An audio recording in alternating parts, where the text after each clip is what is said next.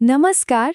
आज हम बात करेंगे उस फैसिनेटिंग फिजिक्स के बारे में जो हमारी दुनिया को हर रोज, हर पल एक नया रूप देती है।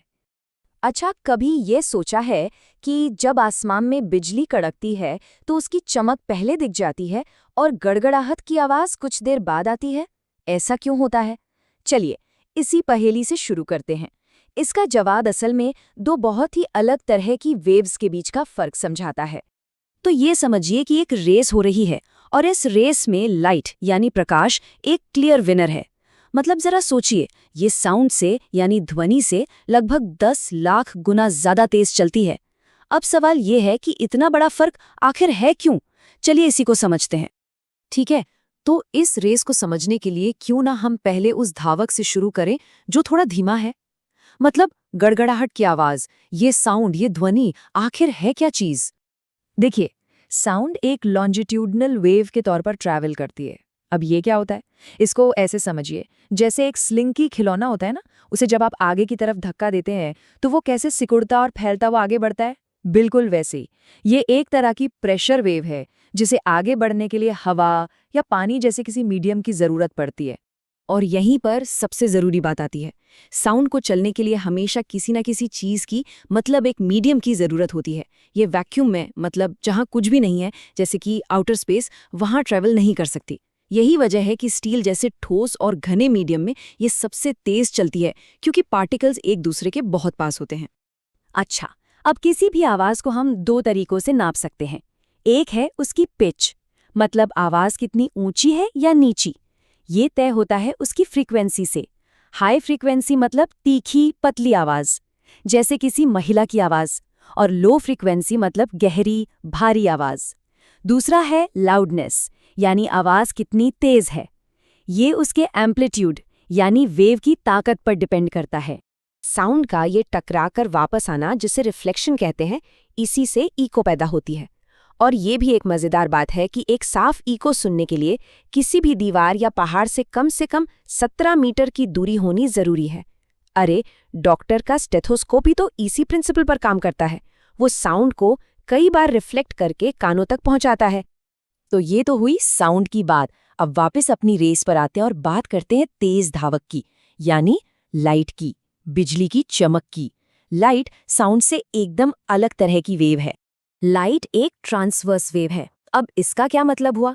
सोचिए, आपने एक रस्सी पकड़ी है और उसे ऊपर नीचे हिला रहे हैं। जो वेव बन रही है वो तो आगे जा रही है, लेकिन रस्सी खुद ऊपर नीचे हो रही है ना? बस यही है ट्रांसवर्स वेव।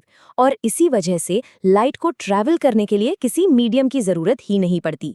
ये स्पेस के वैक्यूम में भी आराम से और बहुत तेजी से सफर कर सकती है।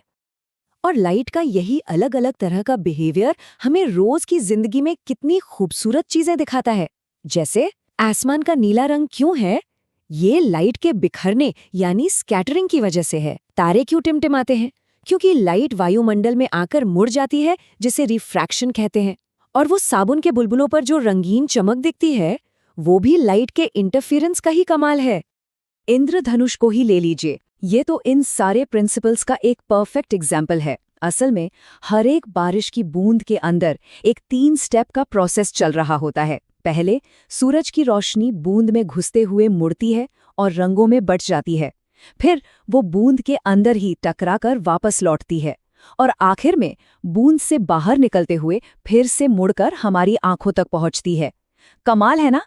तो जब हमने लाइट के इस बिहेवियर को समझ लिया, तो हमने ऐसे ऐसे टूल्स बना लिए जिनसे दुनिया को देखने का हमारा तरीका ही बदल गया। जैसे कि शीशे यानी मिरर्स। शीशे का शेप ही ये तय करता है कि हमें क्या दिखेगा। कॉन्केव मिरर यानी अवतल दर्पण चीजों को पास से देखने पर बड़ा दिखाता है, जैसे शेविंग मिरर।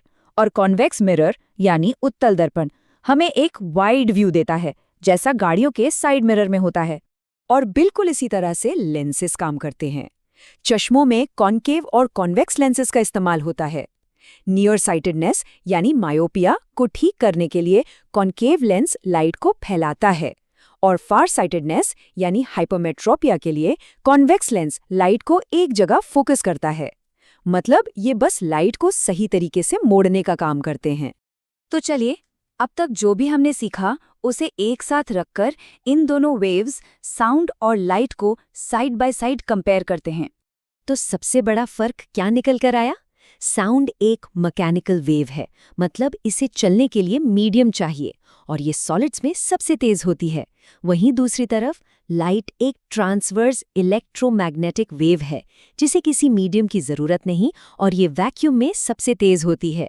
और हाँ, लाइट को पोलराइज भी किया जा सकता है, पर साउंड को नहीं। तो इन वेव्स को समझना सिर्फ किसी साइंस टेस्ट के लिए जरूरी नहीं है, बल्कि ये हमें हमारी टेक्नोलॉजी और जिस दुनिया को हम देखते और सुनते हैं उसे समझने में मदद करता है। तो जो जरूरी बातें याद रखनी है वो क्या है? पहली, लाइट और साउंड की स्पीड का जबरदस्त फर्क ही बिजली और गड़गड़ाहट के बीच के डिले को समझाता है। दूसरी, साउंड को मीडियम चाहिए और लाइट को नहीं। और तीसरी, रिफ्लेक्शन, रिफ्रैक्शन जैसी चीजें ही वो सारे नज़ारे बनाती हैं जो हम रोज देखते हैं।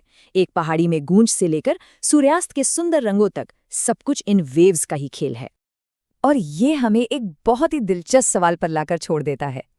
देखिए, हमारी आंखें और कान हमारे आसपास मौजूद वेव्स का एक बहुत छोटा सा हिस्सा ही पकड़ पाते हैं।